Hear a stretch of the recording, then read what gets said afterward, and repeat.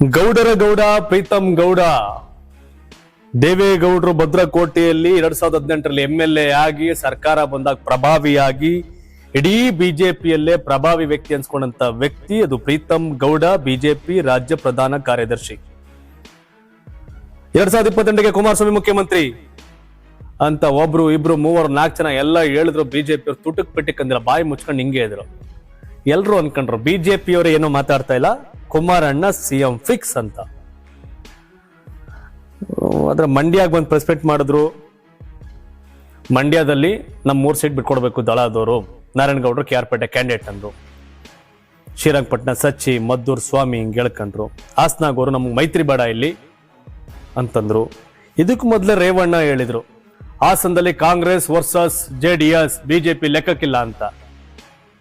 ರೇವಣ್ಣ ಅವ್ರು ಹಚ್ಚಿದಂತ ಕಿಡಿ ಪ್ರೀತಂ ಗೌಡ್ರನ್ನ ಒಂದ್ ಸ್ವಲ್ಪ ಕೆಣಕಿ ಕೆಂಡ ಆಗಿದ್ರು. ಬಂದ್ ಈಗ ನಿಂತ್ಕೊಂಡು ಪ್ರೀತಂ ಗೌಡ್ರು ಹಾಸನ ಮಂಡ್ಯ ಸಿಕ್ಕದ ಕಡೆ JDS ವಿರುದ್ಧ, ಕುಮಾರಸ್ವಾಮಿ ವಿರುದ್ಧ ಮಾತಾಡ್ಕೊಂಡು ಹೋಗ್ತಾರೆ.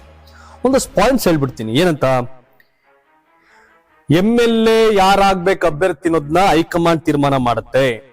ಯಾಕಂದ್ರೆ ನಿಖಿಲ್ ಅಲ್ಲಿ ಹೋದಾಗ ನೆಕ್ಸ್ಟ್ MLA ಆಗ್ಬೇಕು ಅಂತ ಒಂದಷ್ಟು ಹೇಳ್ತಾ ಇದ್ರು. ಆ ಕಾರಣಕ್ಕೆ ಮೈತ್ರಿಯಲ್ಲಿ ಮನ ಬಂದಂತೆ ಮಾತಾಡಬೇಡಿ, ಅಭ್ಯರ್ಥಿ ಯಾರು ಅಂತ ಹೇಳೋಕೆ ಯಾರಿಗೂ ಅಧಿಕಾರ ಇಲ್ಲ. KR ಪೇಟೆ ನಾರಾಯಣಗೌಡರ ಅಭ್ಯರ್ಥಿ, ನೀವ್ ಹಿಂಗಂದ್ರೆ ನಾನು ನಾರಾಯಣಗೌಡರ ಅಭ್ಯರ್ಥಿ ಅಂತ ಹೇಳ್ತೀನಿ. ಮಂಡ್ಯದಲ್ಲಿ 7ಕ್ಕೆ 3 ಸೀಟ್ ಕೇಳ್ತೀವಿ ಬಿಜೆಪಿಯವರು. ಸೀಟ್ ತೀರ್ಮಾನ ಮಾಡೋದು ಹೈಕಮಾಂಡ್. JDS ಗೆಲ್ಲುತ್ತೆ ಅಂದ್ರೆ ಮಂಗಳೂರು ಕೊಡ್ತೀವಿ, ಹಾಸನ ಕೊಡ್ತೀವಿ, ಮಲ್ಲೇಶ್ವರಂ ಕೊಡ್ತೀವಿ. ಡ್ರಾಮಾ ಇದೆ. ಮಂಗಳೂರಲ್ಲಿ JDS ಎಲ್ಲಿ ಗೆಲ್ತದೆ?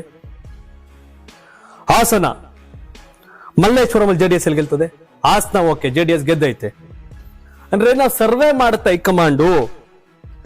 ಸರ್ವೆ ಆಧಾರದಲ್ಲಿ ಟಿಕೆಟ್ ಸಿಗುತ್ತೆ. ಸುಮ್ನೆ ಮಾತಾಡ್ಬೇಡಿ ನಿಖಿಲ್ ಅವರೇ ಅಂತ ಒಂದು ವ್ಯಾಲಿಡ್ ಪಾಯಿಂಟ್ ಅನ್ನು ಪ್ರೀತಂ ಗೌಡ ರೈಸ್ ಮಾಡಿದ್ದಾರೆ. No doubt, I agree. Survey based ಚುನಾವಣೆಯಲ್ಲಿ ಟಿಕೆಟ್ ಮಾಡೋದು ಬಿಜೆಪಿಯವರು, NDA ಈ ಲೆಕ್ಕಾಚಾರ. ಚನ್ನಪಟ್ಟಣ ಕುಮಾರಣ್ಣ ರಾಜೀನಾಮೆ ಕೊಟ್ಟಕ್ಕೆ ನಿಖಿಲ್ ನಿಂತರು, ಸೋಲಿಲ್ವಾ? ನಾಳೆ ನಿಖಿಲ್ ಗೆಲ್ಸ್ಕೋಬೇಕು ನಾವೆಲ್ಲ ಅಂತ ಪ್ರೀತಂ ಗೌಡ ಹೇಳ್ತಾ ಇರೋದು. ನಿಖಿಲ್ ಅವರ ನಾವು ಗೆಲ್ಸ್ಕೋಬೇಕು ಅಂತ. ಇಲ್ಲಿ ನಿಖಿಲ್ ಅವರ ವರ್ಷ ಏನು, 2028ಕ್ಕೆ ಕುಮಾರಸ್ವಾಮಿ ಸಿಎಂ ಅಂತ JDS ನಾಯಕ ಹೇಳಿಕೆಗಳೇನಿತ್ತು.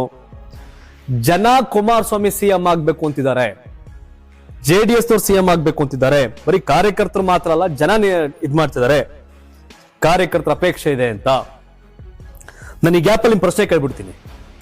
2028 ಚುನಾವಣೆಯಲ್ಲಿ JDS ಬಿಜೆಪಿ ಮೈತ್ರಿಕೂಟ ಒಟ್ಟಿಗೆ ಹೋದ್ರೆ ಮುಖ್ಯಮಂತ್ರಿ ಯಾರಾಗ್ಬೇಕು? ಕುಮಾರಸ್ವಾಮಿ ಆಗ್ಬೇಕು ಅಥವಾ ಬಿಜೆಪಿಯಿಂದ ಯಾರಾಗ್ಬೇಕು? ಕಾಮೆಂಟ್ ಮಾಡಿ. ನೆಕ್ಸ್ಟ್ ಮುಂದಕ್ಕೆ ಹಂಗೆ ಕೇಳಿಸ್ಕೊಳ್ಳಿ. ನಾವು NDA ಇರೋ ಕಾರಣ 19 ಸೀಟ್ ಗೆದ್ದಿರೋದು. JDS ಬಿಜೆಪಿ ಒಟ್ಟಿಗೆ ಆಗಿರೋ ಕಾರಣ 19 ಸೀಟ್ ಗೆದ್ದಿರೋ. ಹೌದು. ಮೈಸೂರು ಬಿಜೆಪಿ ಗೆಲ್ಲ ಕಾರಣ JDS, ಚಿತ್ರದುರ್ಗ ಬಿಜೆಪಿ ಗೆಲ್ಲ ಕಾರಣ JDS. ಯಾಕಂದ್ರೆ ಚಿತ್ರದುರ್ಗದಲ್ಲಿ ಶಿರಾ ಆಗ್ಬಹುದು, ಪಾವಗಡ ಆಗ್ಬಹುದು, ಚಳ್ಳಕೆರೆ ಆಗ್ಬಹುದು, JDS ಕಾಂಟ್ರಿಬ್ಯೂಷನ್ ಇದೆ. ಹಿರಿಯೂರು ಆಗ್ಬಹುದು, JDS ಕಾಂಟ್ರಿಬ್ಯೂಷನ್ ಇದೆ. ತುಮಕೂರು ಬಿಜೆಪಿ ಸೋಮಣ್ಣ ಗೆಲ್ಲ ಕಾರಣ JDS, ಚಿಕ್ಕಬಳ್ಳಾಪುರ ಗೆಲ್ಲ ಕಾರಣ JDS, ಬೆಂಗಳೂರು ಗ್ರಾಮಾಂತರ ಗೆಲ್ಲ ಕಾರಣ JDS, ಲೋಕಸಭೆ ಬಿಜೆಪಿ ಇಷ್ಟು ಸೀಟ್ ಅನ್ನ ಗೆಲ್ಲ ಕಾರಣ JDS. I agree. But at the same time ಯಾರಾಗ್ಬೇಕು ಸಿಎಂ ಅಂತ ತೀರ್ಮಾನ ಮಾಡೋದು ಬಿಜೆಪಿ ರಾಷ್ಟ್ರೀಯ ನಾಯಕರು. ಇಲ್ಲಿ ಯಾರೋ ಸೆಕ್ರೆಟರಿ, ಜನರಲ್ ಸೆಕ್ರೆಟರಿ, ಅಧ್ಯಕ್ಷ ಅಲ್ಲ ಅನ್ನೋ ಶೈಲಿಯ ಹೇಳಿಕೆ ನಿಖಿಲ್ ಅವ್ರದ್ದು.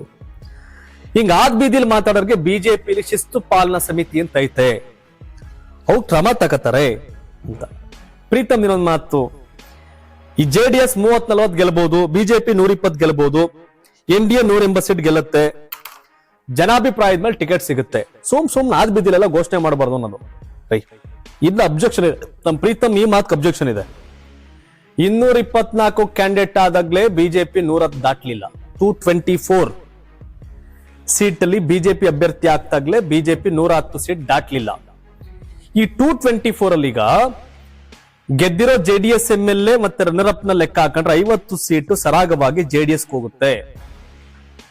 224 50 ಸೀಟು ಇನ್ನೊಂದು ಆಚೆ ಈಚೆ ಸೇರ್ಬಿಟ್ಟು ಒಂದು 60-70 ಸೀಟ್ ತಗೋತಾರೆ ದಳದವರು ಅನ್ಕೊಳ್ಳಿ. 74 ತಗೊಳ್ಳಿ, 150 ಬಿಜೆಪಿ ಕಂಟೆಸ್ಟ್ ಮಾಡುತ್ತೆ ಅನ್ಕೊಂಡ್ರೆ 224 ಬಿಜೆಪಿ ನಿಂತಾಗ್ಲೇ 110, 150 160 ನಿಂತಾಗ ಹೆಂಗೆ 120 ಗೆಲ್ತಾರೆ ಪ್ರೀತಂ ಗೌಡ್ರೆ? ಸಾಧ್ಯ ಇಲ್ಲ. ನೀವು 110 ಗೆದ್ದಾಗ ಇದ್ದಂತ ಸೀಟ್ಗಳಿವಲ್ಲ, ಅವೇ ಈಗ JDS ತೆಕ್ಕಲೈತೆ. ಯಾವ್ದು?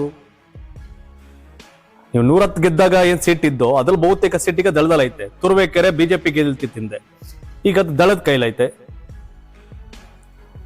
ಅಲ್ವಾ? ತುಮಕೂರು ಶಿವಮೊಗ್ಗ ಗ್ರಾಮಾಂತರ ಬಿಜೆಪಿ ಗೆಲ್ತಿತ್ತು, ಅಲ್ಲಿಗ ಜೆಡಿಎಸ್ MLA ಗೆದ್ದವ್ರೆ. ದೇವದುರ್ಗ ಬಿಜೆಪಿ ಗೆಲ್ತಿದ್ದು, ಜೆಡಿಎಸ್ MLA ಅವರೇ. ದೇವರಿಪ್ಪರ್ಗಿ ಬಿಜೆಪಿ ಗೆಲ್ತಿತ್ತು, ಜೆಡಿಎಸ್ MLA ಅವರೇ. ಆ ನೇಮಿರಾಜ್ ನಾಯ್ಕ ಬಿಜೆಪಿ ಅವರೇ ಟಿಕೆಟ್ ಕೊಟ್ಟಿಲ್ಲ, ನೀವು ದಳದಲ್ಲಿ ಹೋಗಿ ಗೆದ್ರು, ಅವ್ರು ಜೆಡಿಎಸ್ ಅಲ್ಲಿ ಅವರೇ. ಇನ್ ಮಂಡ್ಯ ಹಾಸನ ನೀವೇ ಗೆಲ್ತೀರಿ, ಅದೀಗ ಜೆಡಿಎಸ್ ಅಲ್ಲಿ ಆ ಸೀಟು ಜೆಡಿಎಸ್ ಹೋಗಿದೆ. ಸೊ ಹಾಗಾಗಿ ಬಿಜೆಪಿ ಇವೆಲ್ಲ ಸೇರ್ಕೊಂಡು 110 ಗೆದ್ದಿದ್ರು. ಆ 110 ಬಂದಾಗಿದ್ದಂತ ಸೀಟ್ ಎಲ್ಲ 5-10 ಈಗ ದಳದವ್ರು ನಿಂತ್ಕತ್ತವ್ರೆ. ಅದೇ ನೀವು ಗೆಲ್ತೀರಿ ಈಗ 120ನ? Highly impossible.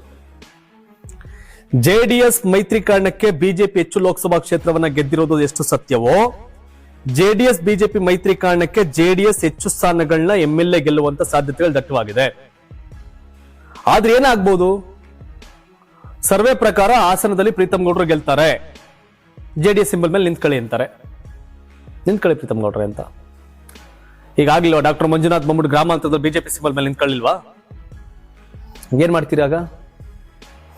ಇನ್ವಾಲ್ ಸಚ್ಚಿ ಅಪ್ಪ ಆಯ್ತು, ರಿಪೋರ್ಟ್ ಪ್ರಕಾರ ಸಚ್ಚಿ ಗೆಲ್ತಾರೆ ಅಂತ ಏನೋ ಬಂದ್ಬಿಡ್ತು, ನಿಂತ್ಕೊಳ್ಳಿ ಜೆಡಿಎಸ್ ಸಿಂಬಲ್ ಮೇಲೆ ಅಂತಾರೆ. ಇಲ್ಲ ರವೀಂದ್ರ ಅವ್ರ ಸರ್ವೆ ಮಾಡಿ ರವೀಂದ್ರ ನಿಂತ್ಕೊಳ್ಳಿ ಅಂತಾರೆ. ತುರುವೇಕೆರೆ ಮಸಾಲೆ ಜಯರಾಮ್ ಗೆಲ್ತಾರೆ ಅಂತ ಬಂದ್ರೆ ಮಸಾಲೆ ಜಯರಾಮ್ ಜೆಡಿಎಸ್ ಸಿಂಬಲ್ ಮೇಲೆ ನಿಂತ್ಕೋಬೇಕು, ಆಗುತ್ತಾ? ಸೊ ಹಾಗಾಗಿ ಇದು ಬೇರೆ ರೀತಿಯ ಪಾಲಿಟಿಕ್ಸ್.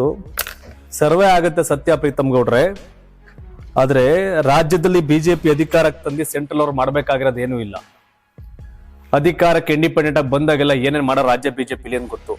ಹಾಗಾಗಿ ಅವ್ರೇನೋ ಮೈತ್ರಿನೇ ನೆಚ್ಕೊಂಡಂಗೈತೆ ಹೈಕಮಾಂಡ್ ಅವರು. ಏನೋ ಅಶೋಕ್ ಕೈಲಿ ಮಾತಾಡಕ್ಕಾಗಿರ್ಲಿಲ್ಲ, ಅಶ್ವಥ್ ನಾರಾಯಣ್ ಕೈಲಿ ಮಾತಾಡಕ್ಕಾಗಿರ್ಲಿಲ್ಲ, ವಿಜೇಂದ್ರ ಕೈಲಿ ಮಾತಾಡಕ್ಕಾಗಿರ್ಲಿಲ್ಲ, ಪ್ರಹ್ಲಾದ್ ಜೋಶಿ ಕೈಲಿ ಮಾತಾಡಕ್ಕಾಗಿರ್ಲಿಲ್ಲ. ಇನ್ನು ದೊಡ್ಡ ಬಿಜೆಪಿ ನಾಯಕರು ಯಾರು ಕೂಡ ಕುಮಾರಸ್ವಾಮಿ 2028ಕ್ಕೆ ಮುಖ್ಯಮಂತ್ರಿ ಅಂತ ದಳದವ್ರು ಹೇಳಿದಾಗ ಅವ್ರನ್ನ ಅಬ್ಜೆಕ್ಷನ್ ಮಾಡ್ಲೇ ಇಲ್ಲ. ದೊಡ್ಡ ಪಾರ್ಟಿ ಬಿಜೆಪಿ, ಸಣ್ಣ ಪಾರ್ಟಿ ದಳ ಹೆಂಗಪ್ಪ ಮುಖ್ಯಮಂತ್ರಿ ಮಾಡ್ತಾರೆ ಕುಮಾರಣ್ಣನ ಅಂತ ಒಂದಷ್ಟು ಜನ ಮಾತಾಡಿದ್ರು. ಆದ್ರೆ ಬಿಜೆಪಿ ನಾಯಕರು ತುಟಿಕ್ ಪಿಟಿಕ್ ಅಂದಿರ್ಲಿಲ್ಲ. ಆದ್ರೆ ಪ್ರೀತಮ್ ಗೌಡ್ರು ಲಾಜಿಕ್ ಮ್ಯಾಜಿಕ್ ಲೆಕ್ಕಾಚಾರ ಮಾತಾಡಿ ಅದನ್ನ ಹೈಕಮಾಂಡ್ ಹೇಳುತ್ತೆ ಅಂತ. ನಿಖಿಲೇ ನಮ್ಮ ತಂದೆ ಮುಖ್ಯಮಂತ್ರಿ ಆಗ್ತಾರ ಅಂತ ಏನ್ ಹೇಳ್ತಾ ಇಲ್ಲ, ಹೈಕಮಾಂಡ್ CM ಬಿಜೆಪಿ ಹೈಕಮಾಂಡ್ ತೀರ್ಮಾನ ಮಾಡುತ್ತೆ ಅಂತ ಹೇಳ್ತಾವ್ರೆ.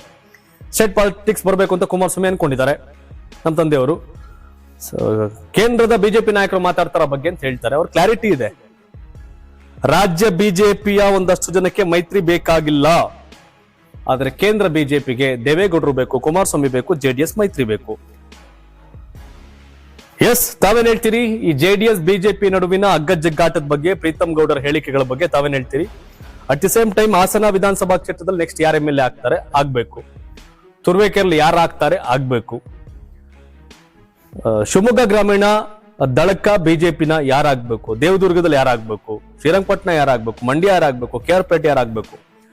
ನಿಮ್ ಒಪಿನಿಯನ್ ಕಾಮೆಂಟ್ ಮಾಡಿ ಅಂತ ಹೇಳ್ತಾ ಇದು ಮುಗಿಸ್ತೇನೆ. ಧನ್ಯವಾದ. ಇದು ಕರ್ನಾಟಕ ಟಿವಿ, ಕನ್ನಡಿಗರ ಧ್ವನಿ. ಅಂತಿಮವಾಗಿ ಮುಂದೆ ಯಾರು ಮುಖ್ಯಮಂತ್ರಿ ಆಗ್ಬೇಕು, ದಳ ಬಿಜೆಪಿ ಮೈತ್ರಿಕೂಟ ಆಗಿ ಸರ್ಕಾರ ಬಹುಮತ ಅವ್ರಿಗೆ ಬಂದ್ರೆ ಮುಖ್ಯಮಂತ್ರಿ ಕುಮಾರಸ್ವಾಮಿ ಆಗ್ಬೇಕಾ ಅಥವಾ ಬಿಜೆಪಿ ಯಾರು ಆಗ್ಬೇಕಾ?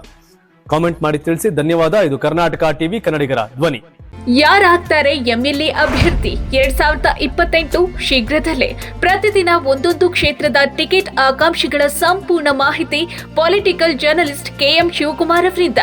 ಕರ್ನಾಟಕದ ನಂಬರ್ 1 ಡಿಜಿಟಲ್ ಮೀಡಿಯಾ ನಿಮ್ಮ ನೆಚ್ಚಿನ ಕರ್ನಾಟಕ ಟಿವಿಯಲ್ಲಿ ಮಾತ್ರ.